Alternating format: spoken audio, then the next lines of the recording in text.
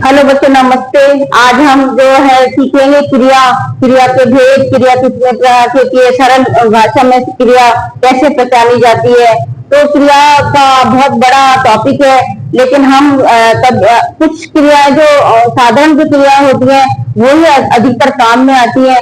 तो हम उसके लिए पहले मुख्य मुख्य क्रिया पढ़ लेते हैं, फिर हम दूसरे वीडियो के अंदर हम उसका उसका विस्तार से पढ़ेंगे कि क्रिया के और कितने भेद होते हैं। तो भेद के अंदर भी भेद होते हैं, इसलिए हम अभी मुख्य मुख्य जो क्रिया होती है उसके बारे में पढ़ेंगे। तो सबसे पहले आता है कि क्रिया होता क्या और क्रिया की परिभाषा क्या होती है।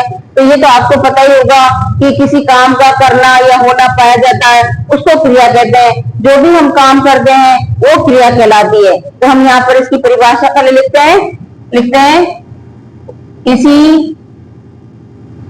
काम का करना या होना पाया जाए उसे क्रिया कहते हैं।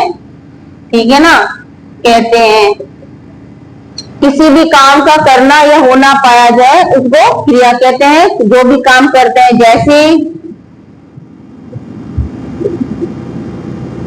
जैसे पढ़ना, लिखना, रोना, सोचना आदि। मैं आपको इसमें ये बताना चाहती हूँ कि इसमें धातु क्या है। पढ़ना है ना, ये क्रिया है, इसके अंदर धातु क्या है। इसके अंदर मूल धातु जो है वो है पढ़। पढ़ में हमने क्या बना दिया, ना। तो हमने पढ़ में ना मिला दिया तो क्या बन गया, पढ़ना। तो धातु किसे कहते हैं, धातु मुख्य चीज को कहते हैं। जैसे लिख, पढ़, सोच, ये धातु है। इसके अंदर हम ना लगा देंगे तो लिखना, पढ़ना, सोचना, रोना आदि हो जाएगा। तो ये तो आपको याद हो गया होगा कि क्रिया की क्या परिभाषा है, क्रिया किसे कहते हैं। तो कोई भी काम जो हम करते हैं या किसी के दूसरे के द्वारा किया जा रहा है तो वो क्रिया कहलाती है। अब आता है क्रिया के कितने भेद होते हैं। तो मुख्य रूप से क्रिया के 3 भेद होते हैं मुख्य रूप से। तो जैसे पहला होता है सकर्मक क्रिया, ठीक है। और दूसरा होता है अकर्मक क्रिया, और इसके बाद तीसरा होता है सहायक क्रिया। तो पहले तो हम इस पर प्रकाश डाल लेते हैं कि ये इनका कैसे इनको हम पहचानेंगे। तो हम पहले इस पर प्रकाश डालते हैं कि सकर्मक क्रिया किसे कहते हैं। तो पहला पॉइंट है इसका सकर्मक क्रिया। तो सकर्मक क्रिया किसे कहते हैं, जैसे आप अंग्रेजी में पढ़ते हो ना, subject plus object plus verb. इसमें भी यही होता है कि इसके अंदर कर्म प्रदान होता है। तो हम इसकी कैसे हम इसकी परिभाषा लिखेंगे। इसकी परिभाषा है जिन शब्दों के माध्यम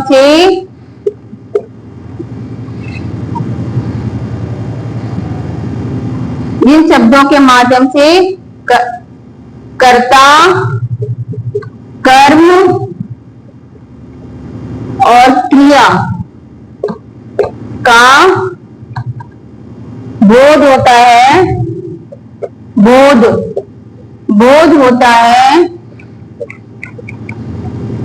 उसे सकर्मक क्रिया कहते हैं। सकर्मक क्रिया कहते हैं, यानी हमको एक वाक्य के अंदर कर्ता भी होना चाहिए, कर्म भी होना चाहिए और क्रिया भी होनी चाहिए। मतलब क्रिया का प्रभाव कर्म पे पड़ेगा, ना कि कर्ता पे पड़ेगा। तो जिन शब्दों से क्रिया का प्रभाव कर्म पे पड़ता दिखाई दे उनको हम सकर्मक क्रिया कहते हैं। जैसे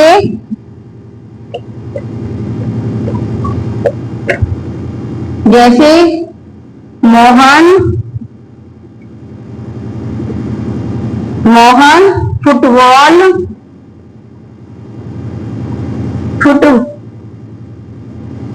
फुटबॉल खेलता है। मोहन फुटबॉल खेलता है। सीता कलम से लिखती है। ये मैंने आपको दो उदाहरण दिए हैं इसके अंदर। अब दो उदाहरण दे, इसके अंदर हमको ये पहचानना है कि ये सकर्मक क्रिया कैसे हुई। तो सबसे पहले हमें ये पहचानना पड़ेगा कि इसमें कर्ता क्या है। तो इसके अंदर कर्ता मोहन है और कर्ता सीता है। अब हमको ये पहचानना पड़ेगा इसमें कर्म क्या है। तो इसके अंदर कर्म है, इसमें फुटबॉल और इसमें है कलम। अब इसके अंदर क्रिया क्या है। क्रिया इसके अंदर है कि मोहन फुटबॉल क्या करता है, खेलता है। तो इस खेल का जो प्रभाव है ना वो सीधे फुटबॉल पे पड़ रहा है, क्योंकि फुटबॉल से खेलता है।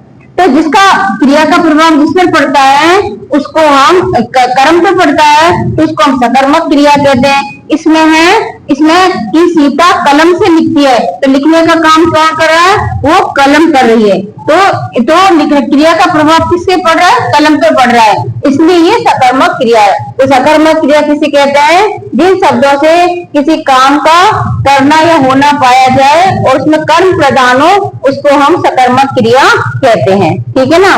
तो ये आपको मैंने ये दो उदाहरण समझाया कि सकर्मक क्रिया किसी कहते हैं कि वो क्रियाएं जिसमें कर्म प्रदान होता है उसको हम सकर्मक क्रिया कहते हैं। अब सकर्मक क्रिया के भी दो भाग हैं।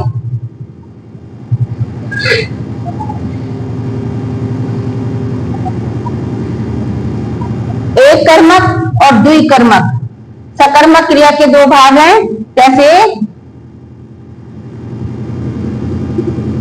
एक कर्मक और दूसरा है द्विकर्मक। इसके दो भाग हैं। अब एक कर्मक माने क्या होता है कि जिन शब्दों से किसी एक ही कर्म का बोध होता है उसको हम, जो काम एक ही कर्म के द्वारा किया जाता है उसको हम कर्मक क्रिया कहते हैं।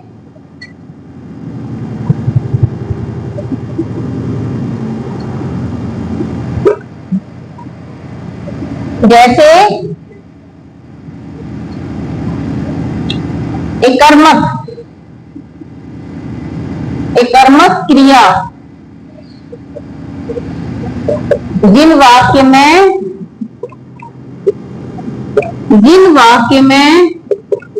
एक ही कर्म प्रधान हो उसे अकर्मक क्रिया कहते हैं।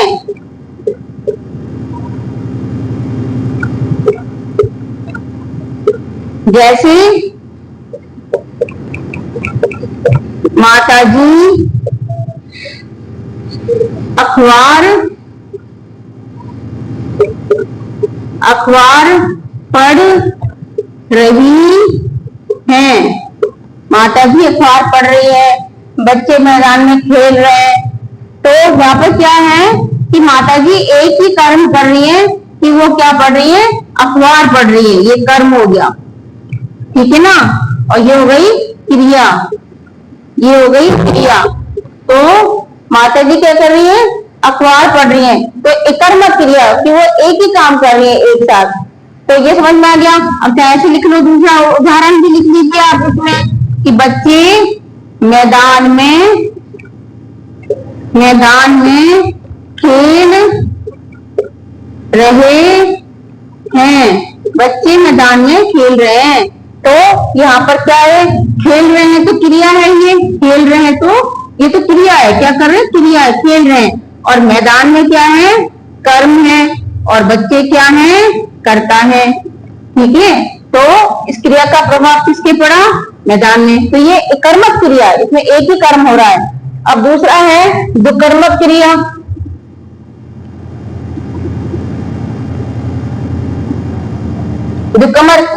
जिन वाक्य में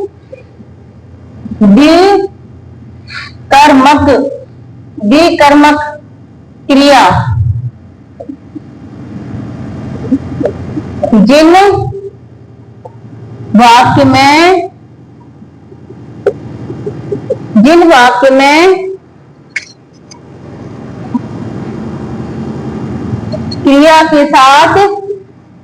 जिन वाक्य में क्रिया के साथ